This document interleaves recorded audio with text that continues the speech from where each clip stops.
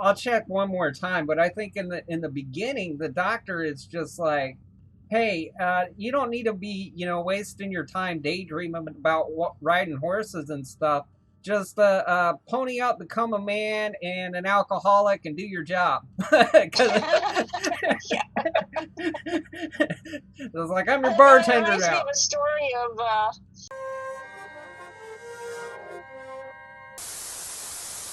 Alrighty, so talking Star Trek with uh, with my sister from 12.5 million years ago, the meat sack version. I'm BAMDailies. This is the Star Trek thing. So what did you think of the pilot episode of the original Star Trek titled "The Cage"? uh, well, I had to remind myself of the era that it was filmed in. How so? How so? Well, when Pike talks to his first lieutenant, and he accidentally bumps into a woman, and he goes, "Oh, I'm not used to women being on the bridge," and he goes, "Oh, sorry, I didn't mean you, first lieutenant," and you could see the look on her face, like, "Hey, wait a minute." Yeah, it's like And he goes, "Oh yeah, I know you are a woman." I ad-libbed that part, and it's like I just can't accept women on the bridge, except for you. You're not a woman.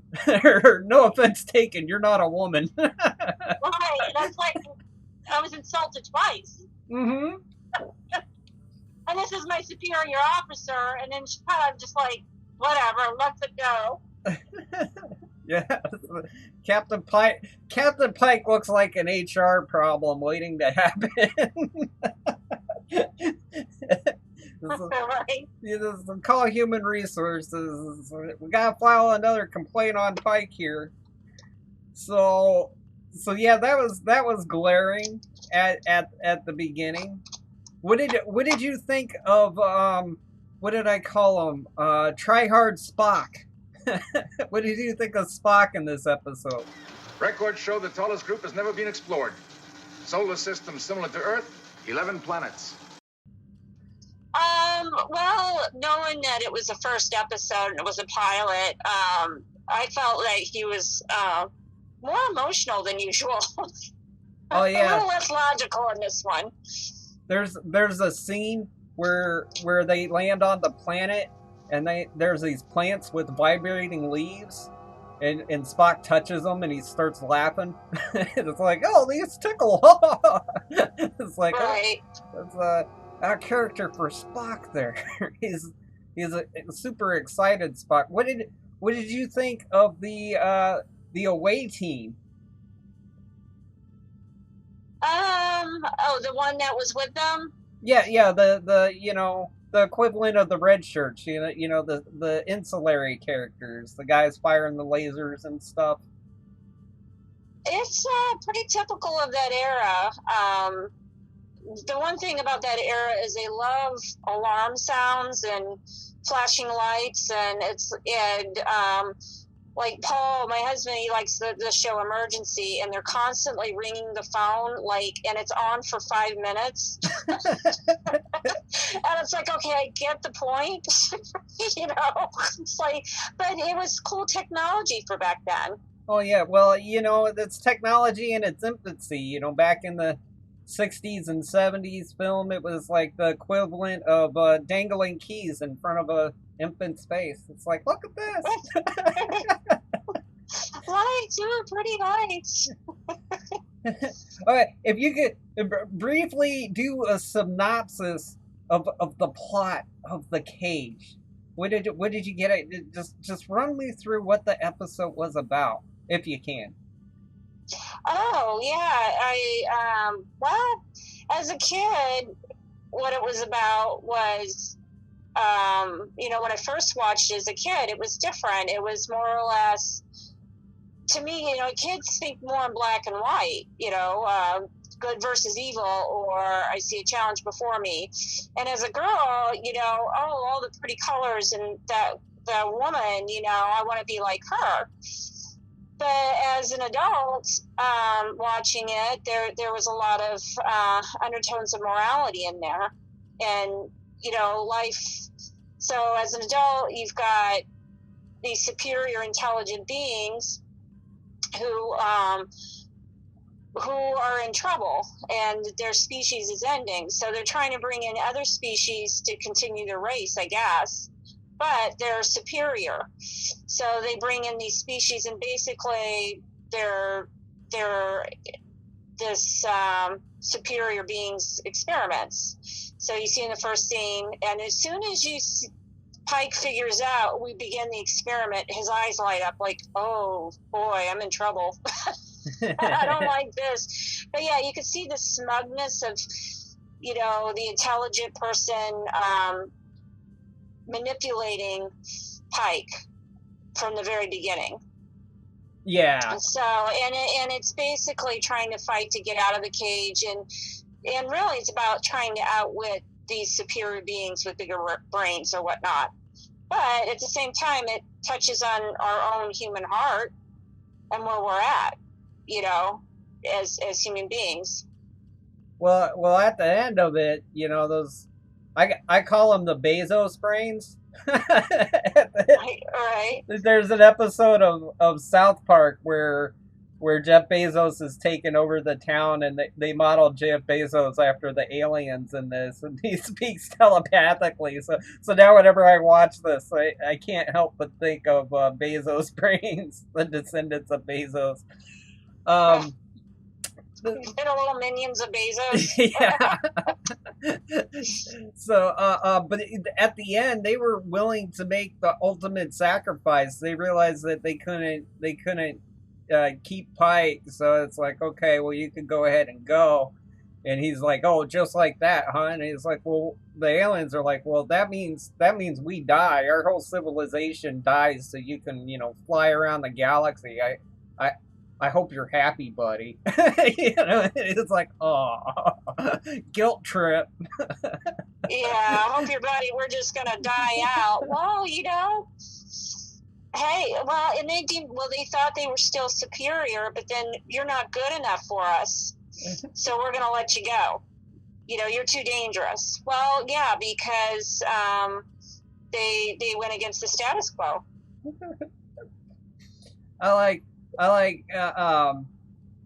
There's undertones within undertones, right? Okay, so looks aren't what they seem. You got the smug alien, but it turns out, there's an element of humanity, but underneath that element of humanity is kind of more just primal desire. Because like the lady who was in the cage, the Eve that was supposed to be, his mate or whatever, he's like, when she's hot, he's like, we got to get you back to the ship. But then when they show her true form and she's all decrepit and everything, he's like, ooh, maybe you should stay here. There's the superficiality of it, I was like, oh yeah. And he's like, dang it, I got catfished again. Poor Pike can't get himself a good Tinder date, Well, yeah, it touched up on deception, and it touched up, at the very end,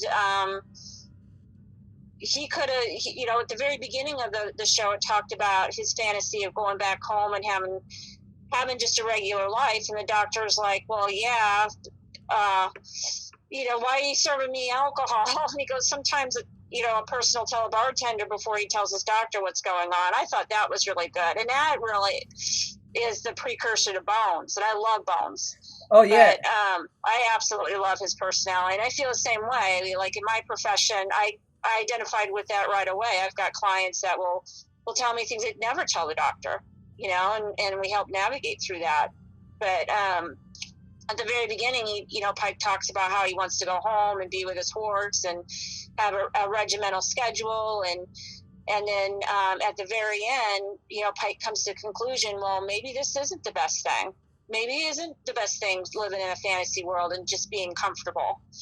And then, getting a little bit more seriousness about it, a lot of people just want a routine and they want to be comfortable. But in that, you get stagnant and there's no growth in that. And like the doctor said at the very beginning, you just kind of stagnate and you just die. Yeah, you just what kind of life is that?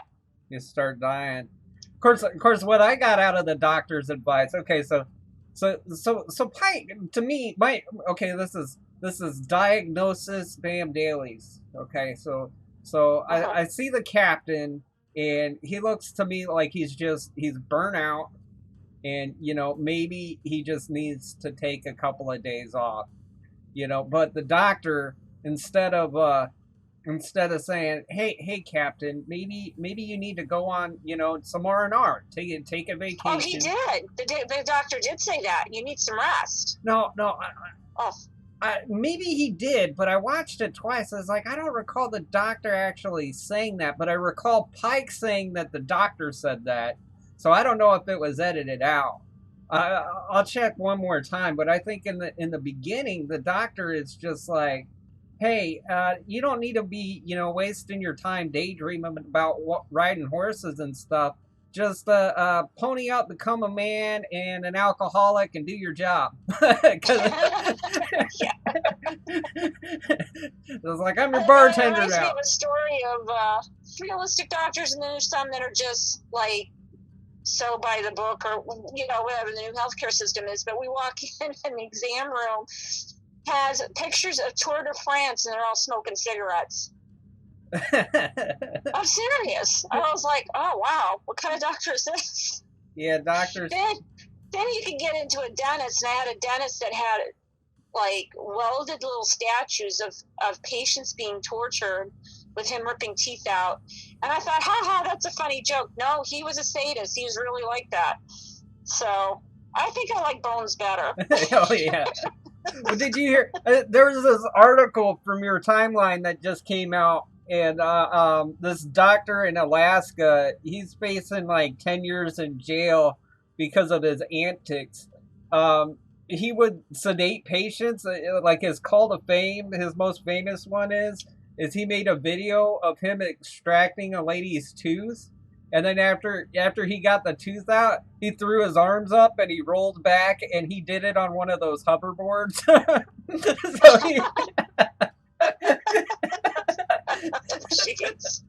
He did an extraction on a boat, and so the judge threw the book at him. It's like, this is ridiculous, because he did it without consent. He would sedate the people and do the wild stuff. And from what I hear, he did good work though. Hey, I still like a cool doctor. You want a cool doctor? Well, I'd rather, and Katie and I talked about this, different doctors, is, she had a doctor, she had problems with her hands, and he told her, oh, you just have a little inflammation in there. She thought it was broken. Her mouth dropped. And he had no bedside manner at all. He just told her like it was. And so we had a big discussion. Would you rather have a doctor that's all fluff and buff and just tells you what you want to hear and does experiments on you, or would you rather have one without a personality? It's very blunt with you and it's very good, Primarily, you want both. I like a cool doctor like Bones, He's got a good balance on things. He's a little crabby, as his character develops and goes on. Damn it, Jim, I'm a doctor, not an engineer, but then he's cool about it. I just love their relationship later on in the series. Oh yeah. It's yeah, well, you had the tertiary relationship, the main series moving forward from here is all about the dynamic between, the three different personalities, that being Kirk, Spock, and McCoy. I love them. Yeah, the three of them. It's just, I love that. That's what gives it its charm. And everybody talks about overacting and everything, but as you watch it, there's some pretty good performances in there. And the conversation with the doctor from this episode, there's a callback to it in one of the Star Trek movies. You know, where Kirk is an admiral, and you know he's accepted that, but he's miserable. And Bones is like, "No, you belong out in the stars." And he did that exact line. He comes up and Yeah. he gives them some booze, and is like, you know, people tend to tell their bartender more than they do their doctor. So they went right back to that episode for that movie, which I think is cool. As you Yeah. watch these, you'll see in other Star Treks a lot of callbacks to the original series dialogue, which is great. It's good stuff. It's all good stuff. It's certainly dated, but Yeah. But you know that, yeah, it's definitely dated. But at that time, you know, women were just they weren't just coming in the workforce, but you know, because you got the 1940s with World War II, women were in the workforce. That changed that, you know. yeah, But I mean, we think of history as women just working home, and really, it's not. Throughout history, women has done a lot of great things. They weren't at home just cooking and cleaning and all of that. That came from the 1940s and 1950s. In the 1960s, you know, that started coming back. yeah, they start making microchips and stuff, becoming But astronomers. right, and being taken seriously, that they can contribute in the STEM, you know. So Well, they're doing good. Could always use yeah. more.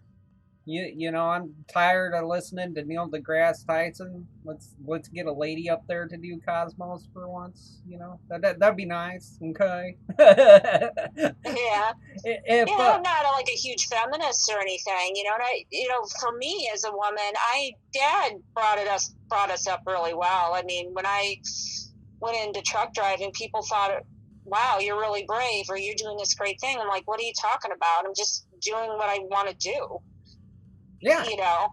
But it's amazing to me the response have gotten, you know, things that I've done in my life, and things that I do, and it's like, well, and I've had statements of like, but you're a woman, or she's cute, why is she doing that, you know? And it just surprised me. I'm like, well, I'm doing what I want to do.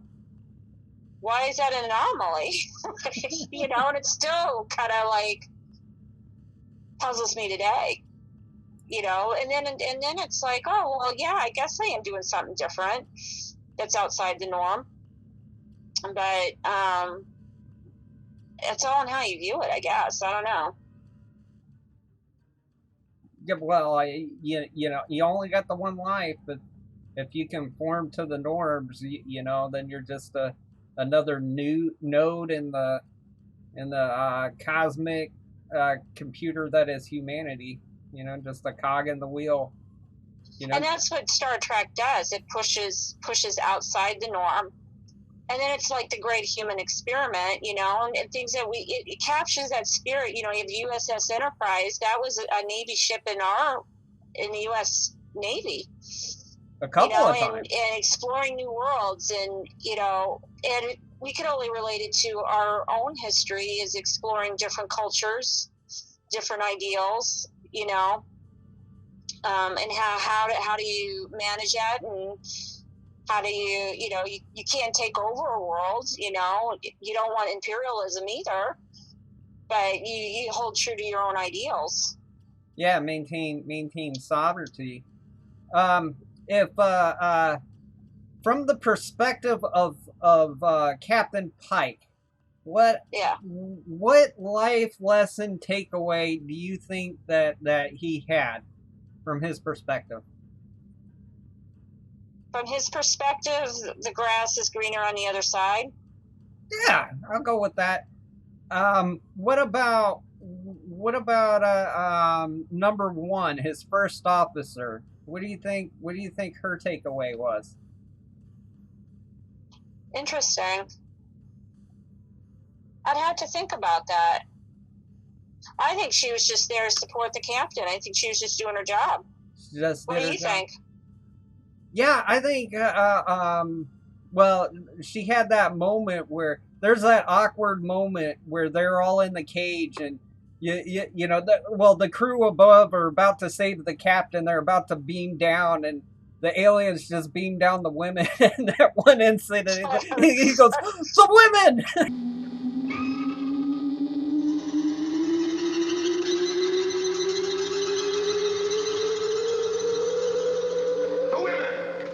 The women are I know, gone. in my mind, immediately I kind of discard that in my head, and then you see the women exchanging stuff, and I'm like, okay, that appeals, because what guy doesn't like a good cat fight?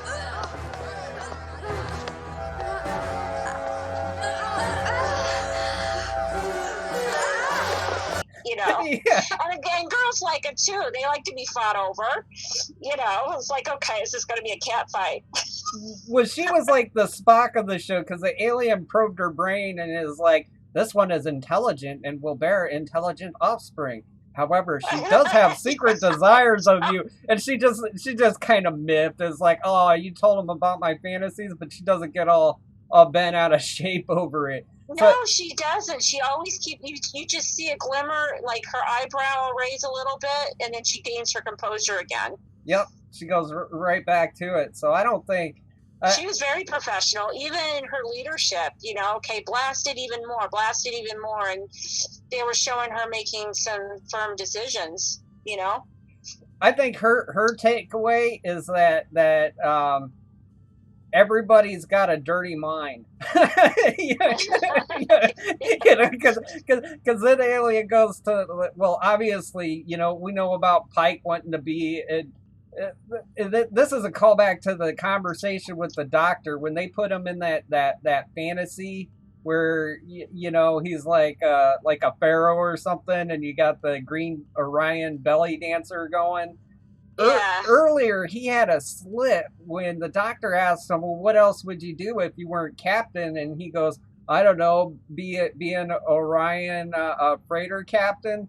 His mind was in the gutter talking to the doctor. He's like, "I want to see some Orion slave girls," and then the aliens probe that fantasy. So he's a dirty bird, and then which brings us to what did the young ensign, the redhead girl, what do you think that she learned out of this situation? I don't know. That's a really good question. I don't think the focus was on that. They were just, I don't know. I don't have an answer to that. I do. I think she learned to be more assertive because like okay, she's shy. She's constantly getting, you know, beaten down by Pike. Pike's always yelling at her because I guess he's uncomfortable. He doesn't like attractive women where, you know, men need to concentrate. That's why you know. Oh, she was assertive from the very beginning. That was my impression.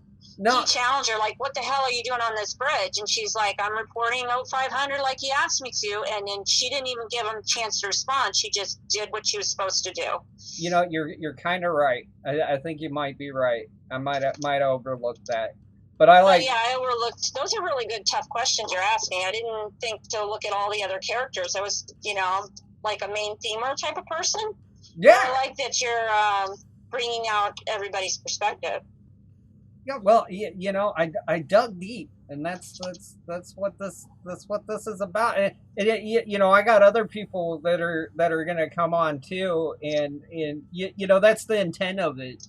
Like, I don't want you know, the people that come on the show, you know, I just want them to watch it, and I ask questions and we think about it, you know, because I'm well learned in Star Trek. I have an unhealthy knowledge of Star Trek, and you know, right. it's neat to see it and hear it from a perspective of you know, people of all. I think I'm sorry. Go ahead. I'll finish your thought. Sorry. No, that's pretty much all I had. But I like. Well, I think with Star Trek, I mean, from the very beginning, they showed that there's loyalty from all the officers to the captain, and the captain taking care of his crew.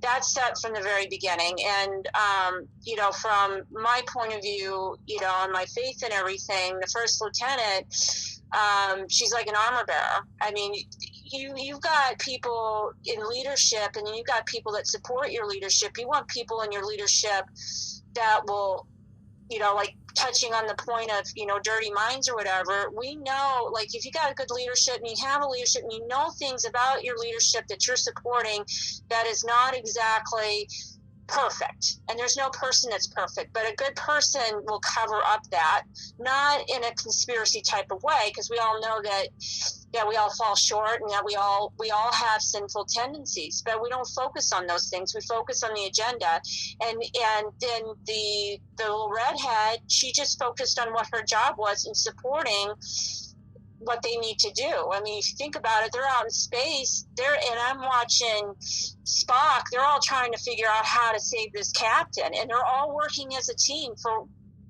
the greater good.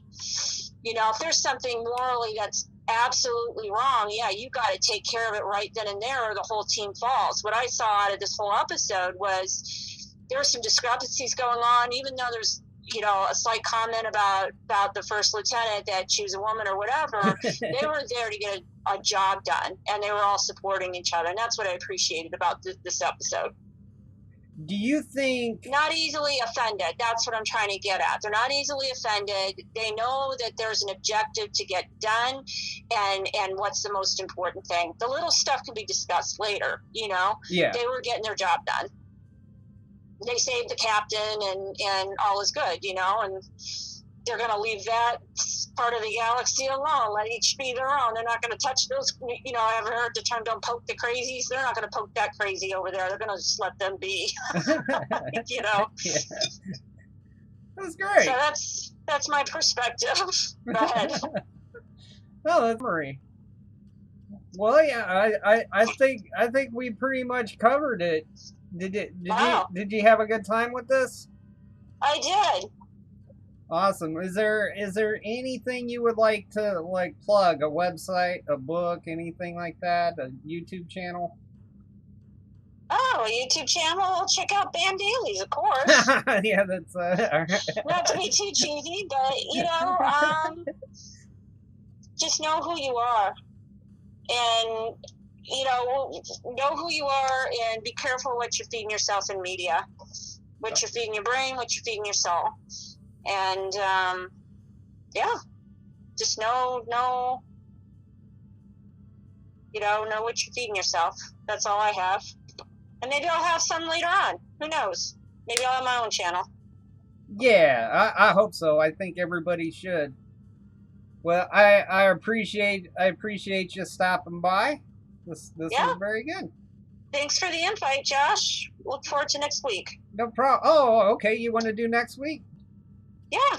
Okay. So next week's episode is going to be the first episode of Star Trek: The Next Generation. The one with yeah. I like the older series better. Oh yeah, this one's gonna be a different animal. That one is a love-hate. Yeah, The Next Generation will be good. Alrighty, cool deal. Hey, I appreciate you being part of the Heroes Club and sticking it all the way out to the end. Go ahead and hit the like button, the bell, the subscribe. You know what to do. But yeah, we're gonna be doing every episode of Star Trek ever. Next one on the queue. Speaking of which, is gonna be the first episode of TNG. How this is gonna break out. We're gonna be doing 2 series at a time till one gets exhausted, then we introduce another. So after TOS is done, we'll be running TNG and Deep Space Nine. If you want to be a part of that and come on the podcast, be sociable in the groups. Links below. Also, certainly helps to be a Patreon. We got that as well. It's all lumped in together with the BAMvfx. We've got Star Trek gaming, Star Wars gaming, Sea of Thieves gaming on the gaming channel. If you like seeing how stuff gets done and designed, I've got BAMvfx main channel where you can see stuff about that, and we also have BAMvfx art if you are interested in art. This goes on BAMDailies, where we talk about fun stuff, and hopefully going to be bringing you a Star Trek once a week. In the future, I plan on doing more, but at the moment, got a full-time job, so we're gonna play it by ear for now. Outside of that, check out all the links below, and I want to know what you thought. What did you think of the pilot episode of of TOS, the original series? Did you think Pike learned a lesson? What about number one, who never got a name? And Ensign? Let me know your thoughts. Outside of that, you be the best you that you can be. Take it easy. Have a good one. Later.